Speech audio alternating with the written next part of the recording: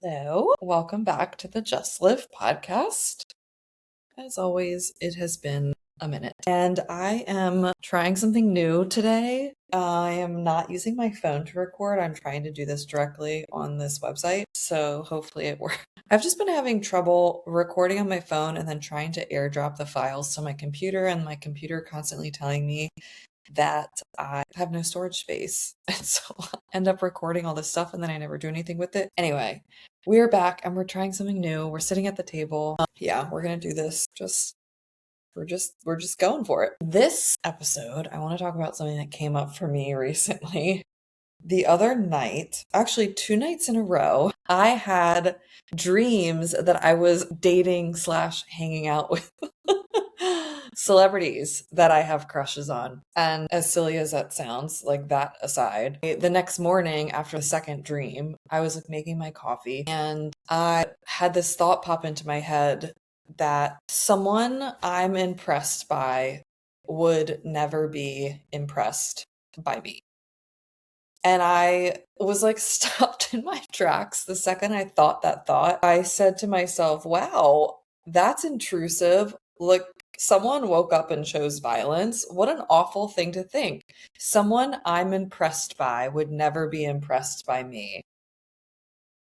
So anyway, I had that thought and I was like, that's such an awful thing to think. You would never say that to a friend. Why are you thinking that? And so early in the morning. So I was like, well, let me make my coffee. I'm gonna sit down with this thought and I kind of want to peel back the layers because I'm so interested as to why this has come into my mind and I want to understand it.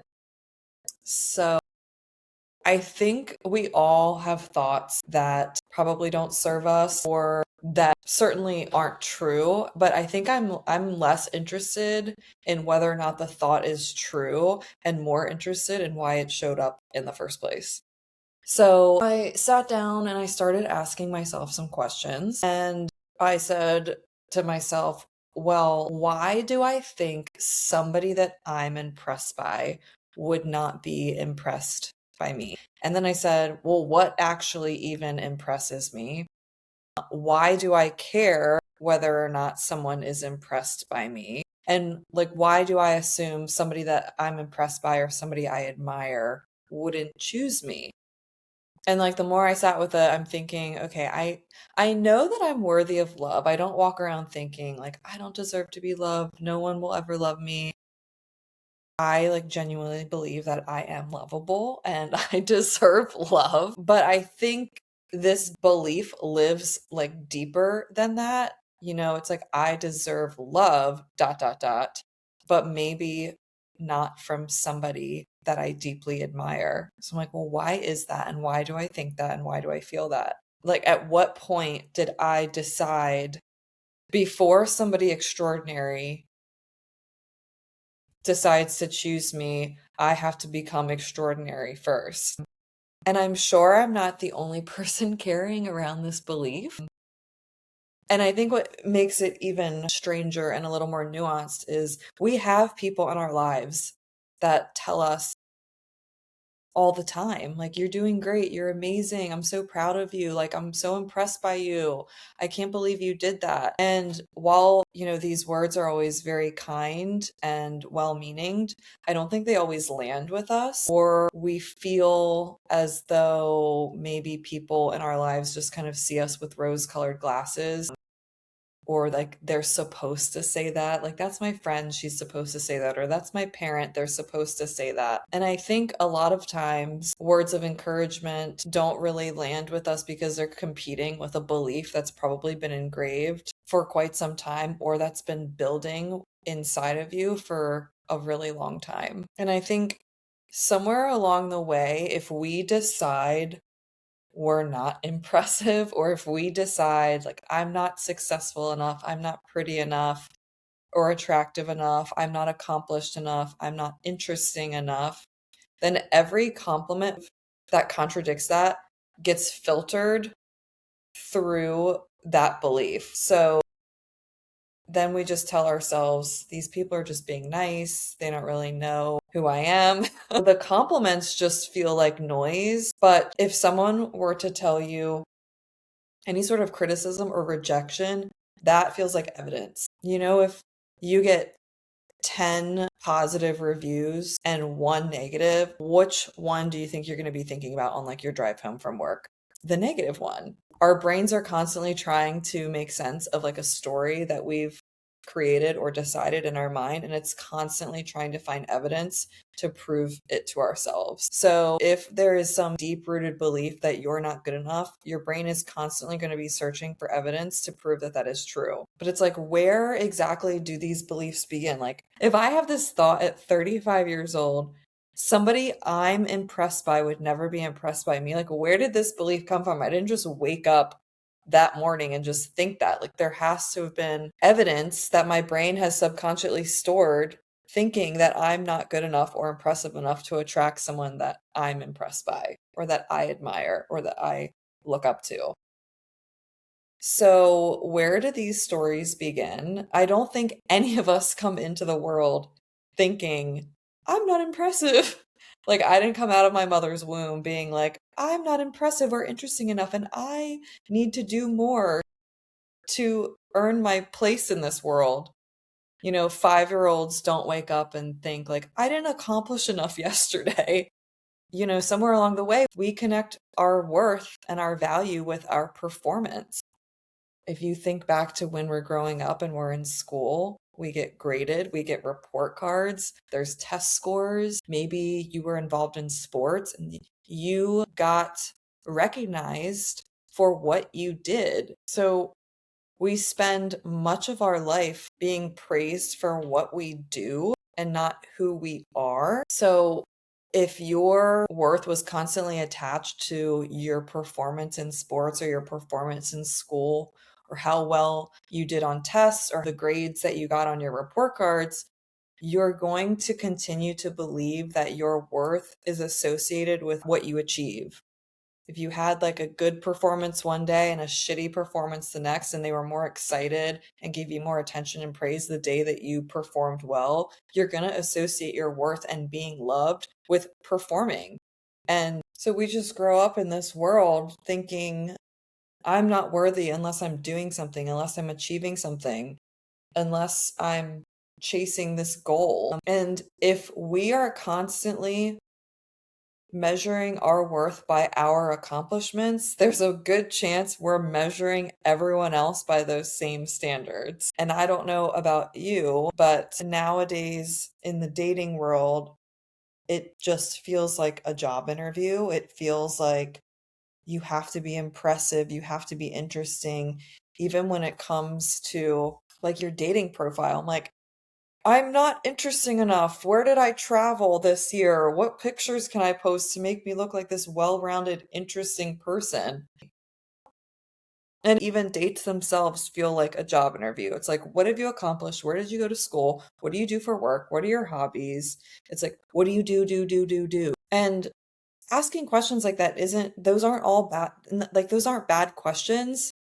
Like, where do you go to school? What are your hobbies? What do you do for work? Where did you travel this year? Like, those aren't bad questions. Compatibility matters and lifestyle matters and shared values matter, but there's a difference between asking to find out whether or not someone is compatible with you and asking to see like whether they're impressive enough. Like, do they check enough of these boxes?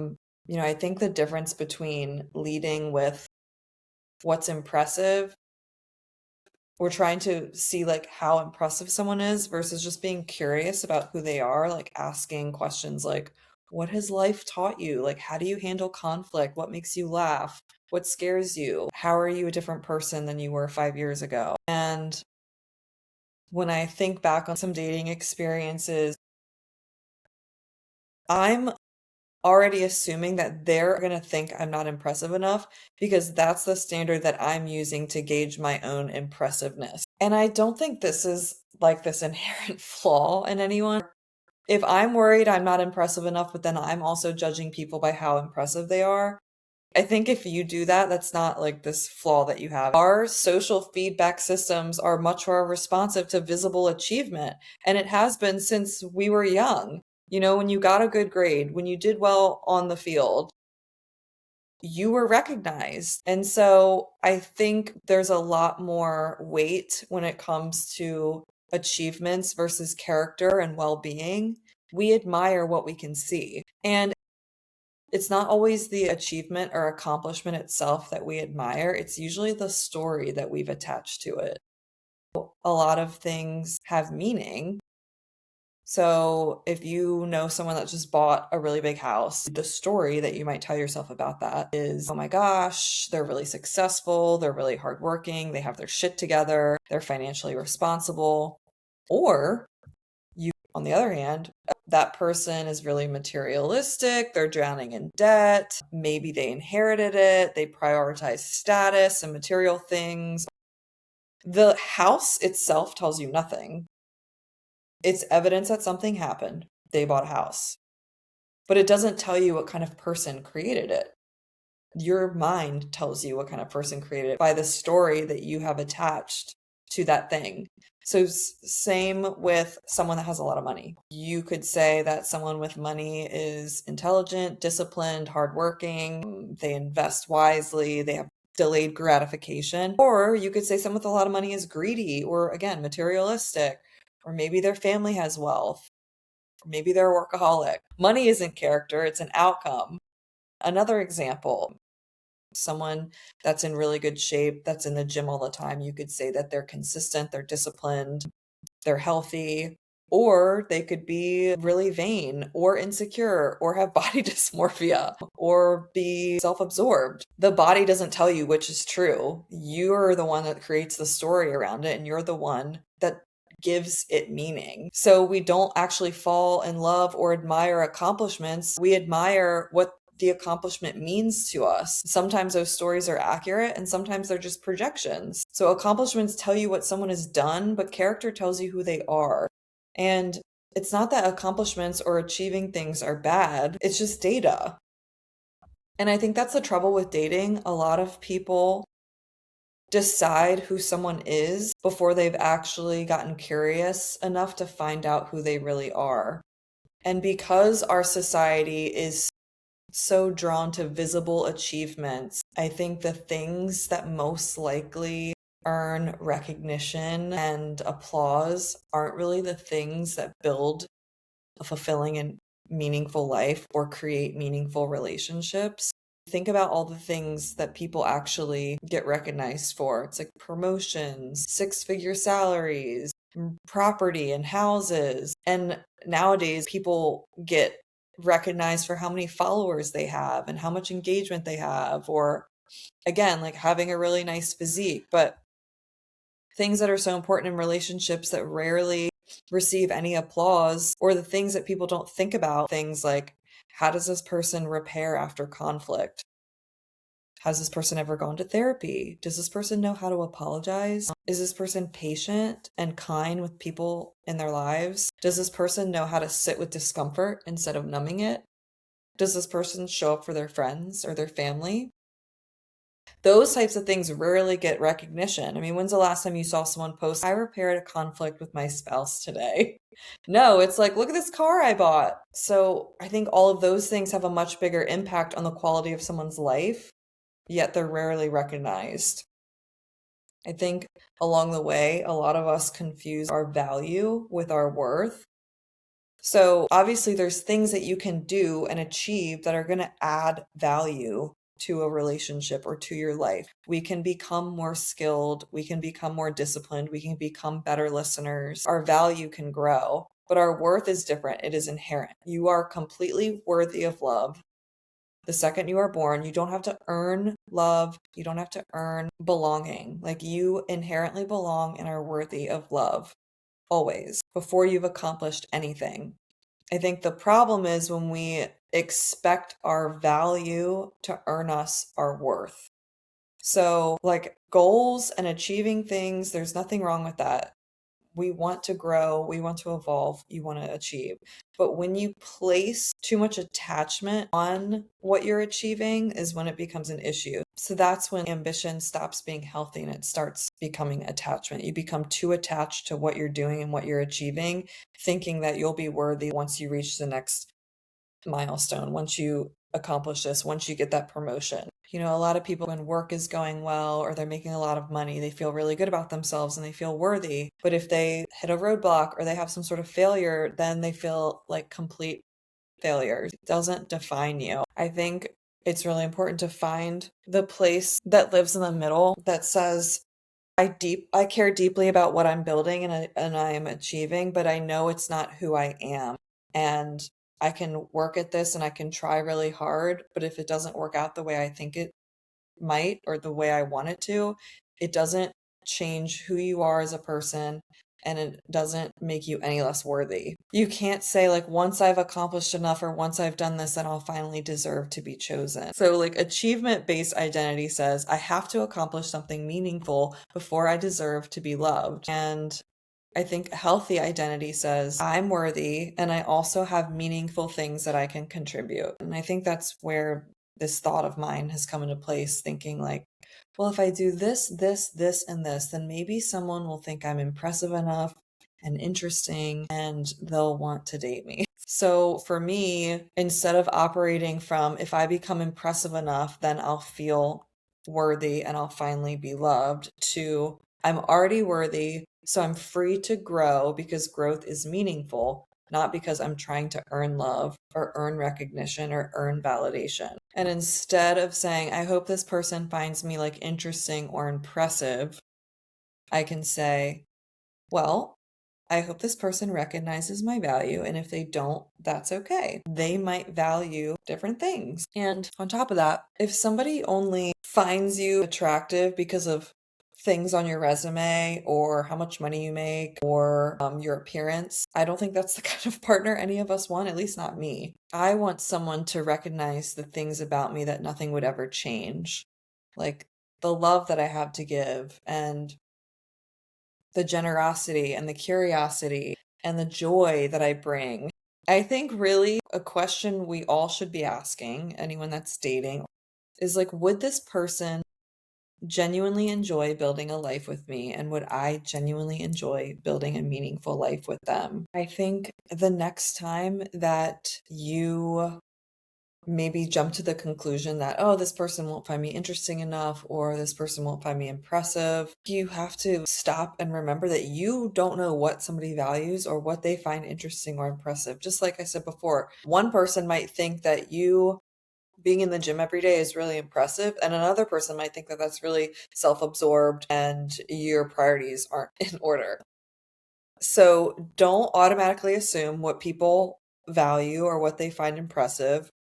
And also, you might have parts of you that you're so used to that you overlook that somebody might completely cherish, that they have never been able to experience or witness. So just remember that. Keep an open mind and remember that just because someone doesn't find you valuable or worthy doesn't mean that you aren't.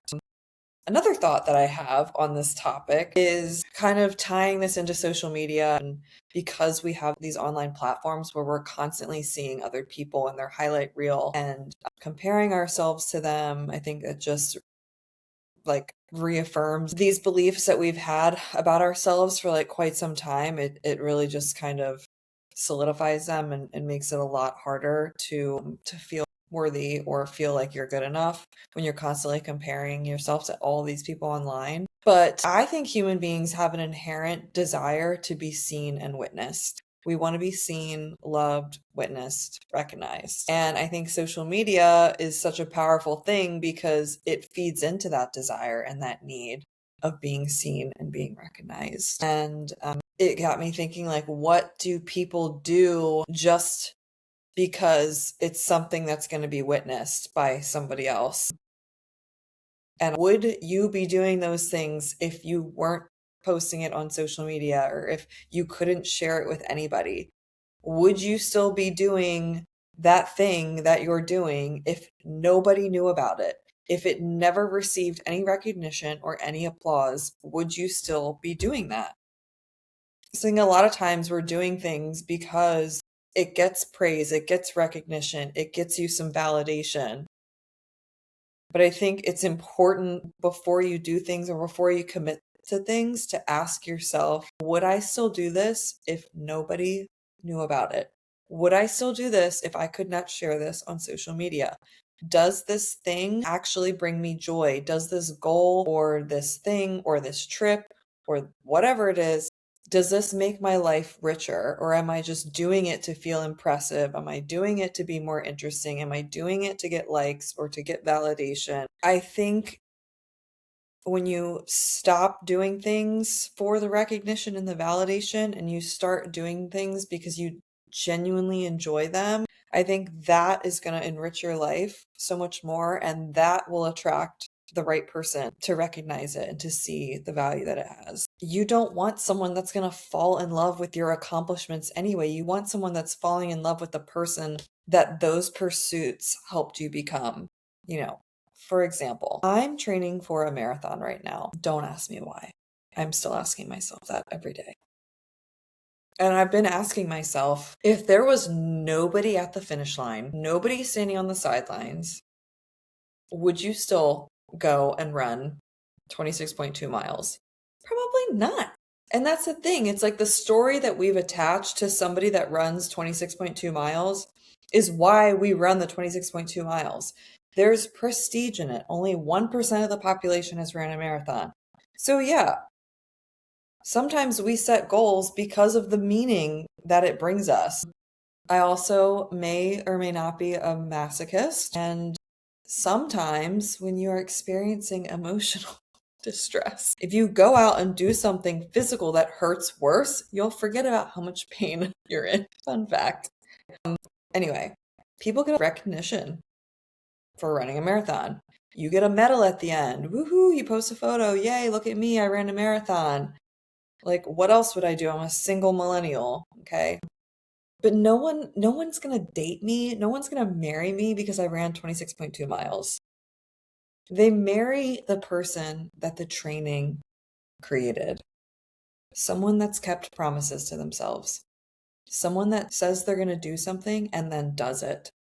Someone who's displayed resilience. Someone who can endure during discomfort. Someone who's building their confidence through consistent effort week after week after week. The accomplishment is what's visible, but what really matters and what actually enriches my life is not the medal at the end or saying I ran 26.2 miles. It's the transformation that all of the training has created. The invisible stuff behind the scenes is like what actually adds relational value to me that I can bring to my relationships and to the people in my life. It's not the accomplishments, but it's the character that they cultivate. All of the discipline, all of this positive self-talk it requires to just wake up on a random Thursday morning when no one is watching and no one gives a fuck and running 14 frickin' miles because you have to, because if you don't keep training, you will never cross the finish line, or if you do, you're going to feel like death. The medal is just a visible reminder of a long invisible transformation that takes place. And I think the most important things in our life are not the accomplishments themselves, but it's all the parts before the accomplishment that nobody claps for, nobody witnesses, and nobody sees. So if you can learn to value those moments, when nobody comments, nobody's cheering for you on the sidelines, there aren't likes, no one's noticing, you stop outsourcing your validation to other people's applause, and you start recognizing like the real experience and the real achievement is everything that you've experienced internally. So I still want to have big dreams. I still want to set goals. I want to run marathons. Well, I don't know if plural marathon. I want to build a beautiful career. I want to travel. I want to learn. I want to grow. I want to exercise, explore, read, not because all of those things make me worthy, and not because they'll convince someone I'm interesting or impressive, but because they make my life richer. It brings me joy, and I have a sense of accomplishment when I know all the time I spent alone working hard towards this goal. It's not the goal, It's everything I had to do leading up to it that I feel so proud of. And then your character and the things that you cultivate when you do these things, that's what makes you a better partner. That's what makes you a better friend, a better daughter, brother, sister, husband, wife. So just remember, you are not here to impress anyone. You are here to love, to be loved, and to just live. Okay. Thanks, everyone. Have a great day. And remember, do things because they bring you joy, not because they're going to impress somebody. Okay.